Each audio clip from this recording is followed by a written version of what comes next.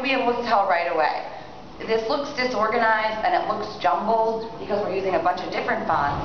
And then there's actually a weird font going on in each of these bullet points here.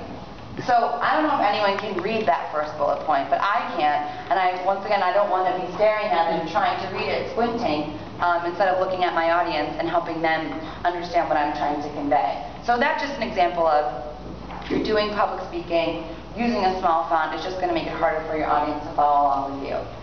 Now, the thing about capitalization is, when I first started my job, someone put an email up that they had received in all caps at a presentation like this. And they said, when I got this email from someone in this room, I felt like they were yelling at me.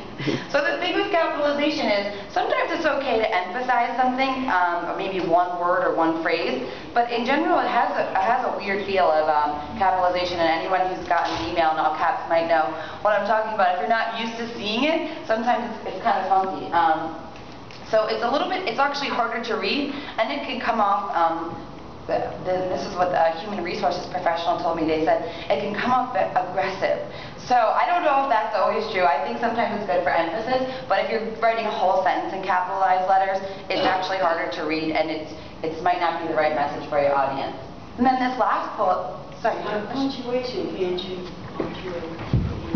Well, when we said you're using bullet points instead of full sentences usually. If you're writing a full sentence and everything... Instead of the capitalization. Oh, exactly. You can use... Or you could use italics or something like that to emphasize a word. Yeah, capitalization is just something that I didn't even know this until a few years ago, but it's something people are generally aren't interested in seeing in their slides or emails. But yeah, bold or italics is another way to emphasize something instead of capitalizing.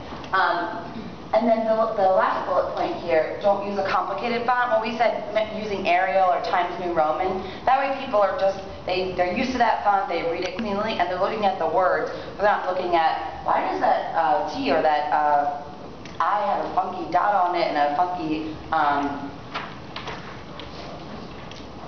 font to it. So we don't want to use complicated fonts in general. And this is, again, an example of a bad slide.